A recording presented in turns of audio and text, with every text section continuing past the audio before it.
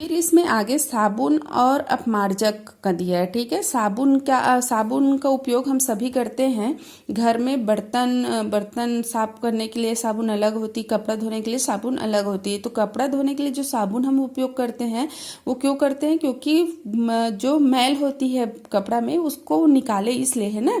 तो उसका एक साइंटिफिक रीजन होती है और रासायनिक सूत्र होती है, जिसके माध्यम से आज हम समझेंगे कि साबुन से कपड़ा का मैल कैसे निकलता है। यहाँ पर एक एक्सपेरिमेंट करके बताया गया है कि अगर दो परख नली लेंगे, ठीक है, दोनों परख नली में हम क्या डालेंगे, मृदु जल, मतलब जो नॉर्मल हमारे घर में जल होती है बोरिंग या बोर की, उस जल को हम 10-10 ml लेंगे। दोनों में 4-4 बूंदे हम क्या डालेंगे, तेल डालेंगे। कोई सा भी तेल डाल सकते हैं, खाने का तेल हो चाहे सिर में लगाने वाला तेल हो, ठीक है। अब उसमें हम तेल डालेंगे, परख नली खा में साबुन की घोल की कुछ बूंदे डालेंगे। देखो, दो परख नली आप लोगों को लेना है। एक को आपको क्या नाम देना है, क, और एक को आपको क्या देना है, ख। दोनों में क्या भरा रहेगा, जल भरा रहेगा। ठीक है, अब एक में हम दोनों में क्या डालेंगे, दोनों में तेल की बूंदे डालेंगे, तेल डालेंगे।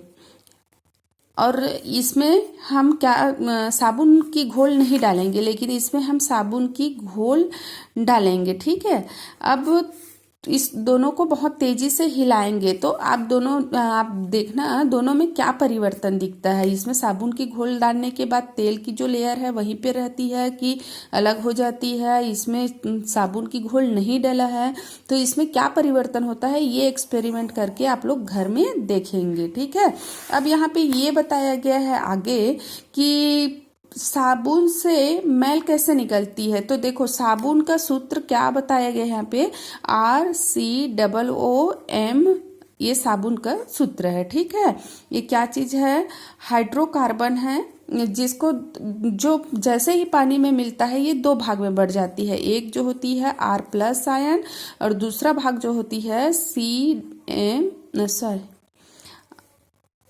एक भाग जो होती है RCOO जो होती है माइनस आयन, और एक भाग जो होती है M+ आयन। ये दो भागों में बट जाती है। जैसे ही हम इसको पानी में घोलेंगे ये दो भागों में विभक्त हो जाती है, जिसमें से RCO- आयन और एक भाग होती है M+ आयन होती है, जिसको हम ऐसे ऐसे शो कर सकते हैं। और ये जो होती है टेल होगी और ये होती है हेड होती है। ठीक है, इसको हम बोलेंगे COO- आयन, ये वाली भाग, और ये जो होती है वो M+ आयन होती है।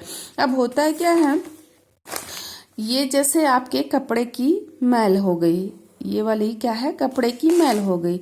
तो जैसे ही पानी में हम घोलेंगे और कपड़ा को उसमें जब डुबाते हैं तो ये कैसे संरचना बना लेती है, इसकी जो हेड वाली भाग होती है वो बाहर चली जाती है और टेल वाली भाग जो होती है वो मैल के साथ ऐसे सर्कल बना लेती है, और इस प्रकार की फिर एक संरचना बना लेती है। और यही पूरे गोल से ऐसे संरचना बन जाती है। इस संरचना को मिसेल संरचना बोलते हैं। इसको क्या बोलते हैं, मिसेल संरचना बोला जाता है, मिसेल संरचना बोली जाती है।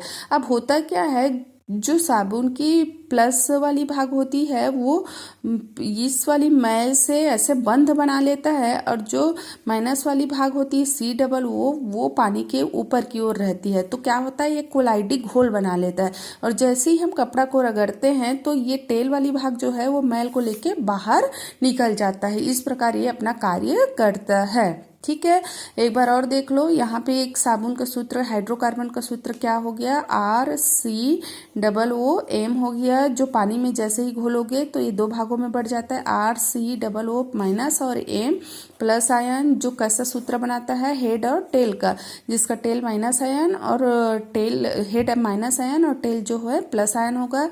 और ये जो होती है ये मैल है, तो जैसे ही ये पानी में कपड़ा को डुबाते हैं तो टेल भाग जो होती है मैल के साथ ऐसे बंध बना लेता है और हेड भाग ऊपर की ओर रहती है। इस प्रकार से कोलाइडी, इस प्रकार जब ये चारों तरफ से मैल से एक संरचना, गोली संरचना बनाती है तो उसे ही मिसेल की संरचना या मिसेल का बनना बोलते हैं। इस प्रकार से संरचना बनेगी और जब जैसे ही हम उसको कपड़ा को रगड़ते हैं तो ये टेल वाली भाग मैल को लेके क्या होती है, बाहर निकल जाती है। तो इस प्रकार की इसकी क्रियाविधि, इसको ये वाली जो क्वेश्चन है ये आने की संभावना बहुत अधिक होती है कि कपड़े